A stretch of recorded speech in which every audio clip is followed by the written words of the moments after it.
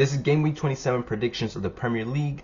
Last week, I got 5 points, taking me to a total of 126 points. But it's not my fault. There was 11 games. I only got 5 points. I should have gotten more. But Arsenal threw once again. But we'll get to that. We're going to kick off this week with Villa versus Leeds. Villa, in their game against Brighton, nothing burger. It was absolutely boring. The only goal that came through was an own goal. Good win for them, I guess. But they also get knocked out of the FA Cup to Newcastle. So, in my opinion, Villa are slowing down in form. As for Leeds, they went against Chelsea. They were down 2 goals, and they ended up getting a draw. So, good comeback there. A lot of teams did that this week. 2 goals down, and then they managed to come back. Leeds was one of them. Nemecha got himself a goal and an assist, and then Bogle was crucial as well. He got the pen for Nemecha's goal, and then he got the other goal. So good draw there for Leeds, away from home as well. But for this matchup, it's going to be at Villa Park. Tielemans is out, Kamara's out, so they are missing players. Leeds is missing Statch. That's a big player they're missing again. But I feel like this is the time of season that Villa are going to start dropping out of the top 4. They just don't have the manpower. I think this game is going to end 1-1. Next up, we have Brentford versus Brighton. Brentford, they went against Arsenal. Amazing game. What a great game. They should have won. They actually should have scored more. I think the whole team did good except one player, and that was Thiago. I feel like Thiago had to get a goal. I mean, he was up for a hat trick, but he didn't even get a goal. But hey, I'll take that. A point is good. Well, for them and for me. And then Brighton. They played Villa, and it was just, again, nothing from their side either. It seems like nothing is clicking for these guys. They just don't seem like Brighton anymore. Brighton is like a mid-table team. They're like bottom mid-table. They're slowly dropping out. And that, I mean, you have to question Herzler. Is he actually the guy for this job? They also get knocked out of the FA Cup to Liverpool. For this matchup, Brentford versus Brighton, it's going to be at the G-Tech. I think it should be an easy Brentford win.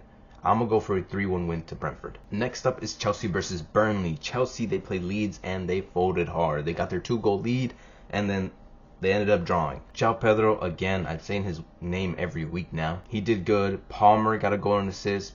Should have won the game. He shot the bed at the very end, skying that ball when it was an easy tap in. But those are terrible points to lose. They are in the top 4 race, and they lose 2 points there. And then Cucurella looks like he's injured for this matchup, so that's a negative. Burnley, no one saw that coming.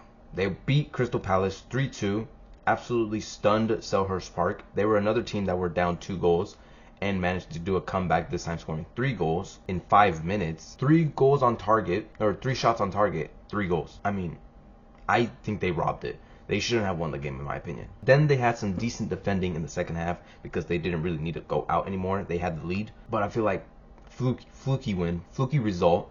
I think Chelsea should be winning this one easily at home against Burnley. I'm going to go for a 3-1 win to Chelsea. Next up, we have West Ham versus Bournemouth. West Ham faced United. They got their draw, nearly got their win. They did the classic Nuno ball, right? Defend, get minimal chances, make the most out of those chances. You get the goal. All right, let's sit back. That's the plan. Great form though. Great overall form. They are starting to get a lot of more points. Soon they will be out of that relegation battle or relegation zone. As for Bournemouth, they continue to impress even though they have a bunch of injuries. Semenyo's injured, or he's gone, and I think that's due to Areola. I think Areola is just a really good manager. And then it looks like they have a new toy, Ryan. He has come in, and I think he has 2 goals and 1 assist now in 3 games, so he's doing pretty good. And they haven't lost a game in their last 5 games. I think that's Premier League games, I believe. So this game should be pretty good. It's going to be a good matchup for West Ham.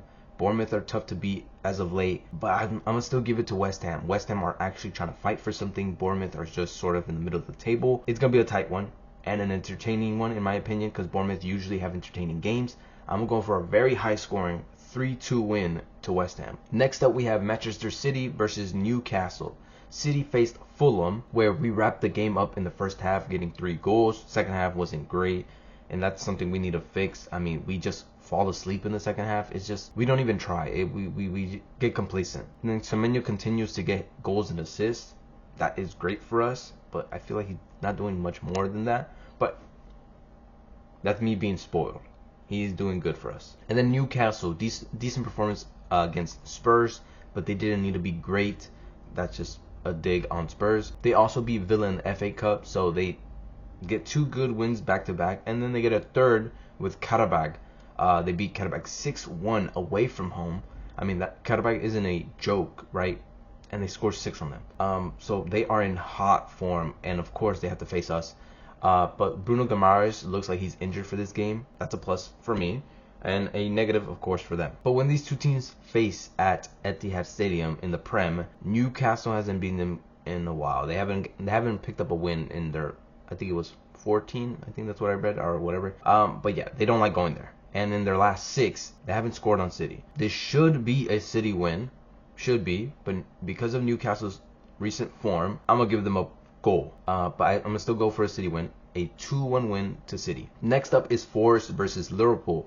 Forest faced Wolves, where they should have won. They really want to get out their relegation battle, and they didn't even get a goal. They got nothing out of 35 shots. How do you take 35 shots and not one of them is a goal? That game saw Sean Dyche get sacked, but was it really his fault? His players couldn't score. I think it was a pretty harsh sacking there.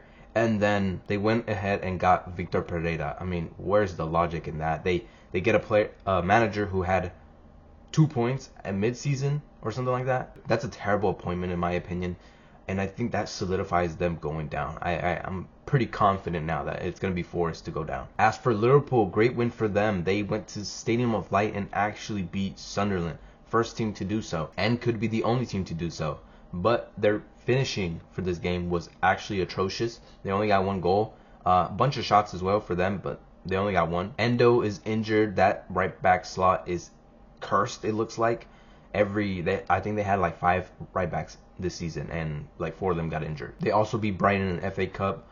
Good win there. And then Salah, it looks like he's starting to wake up. He's getting couple goal contributions here and there. But for this matchup, Forest versus Liverpool, I feel like Forest and Liverpool are both fighting for something, but I feel like Liverpool just have a little bit more, right? They're going to want it a bit more. But I still think it's going to be close. I feel like Forest do make it tough for them when they do go to the City Ground. I'm going to go for a 2-1 win to Liverpool. Next up is Crystal Palace versus Wolves. For Crystal Palace, first up against Burnley, wow. I mean, that's a big choke right there. You have a 2-0 lead against one of the worst teams in the league, and you end up losing the game. Not even drawing the game. Losing within 5 minutes as well. Strand Larson did get himself a brace, so he looks like he could be replacing what Mateta was doing. Kamada is back from injury, so that's a plus for them. But, I mean, it wasn't enough to beat Burnley, and it looks like they are getting dragged into that relegation battle. As for Wolves, lucky not to concede, in my opinion, against Forest.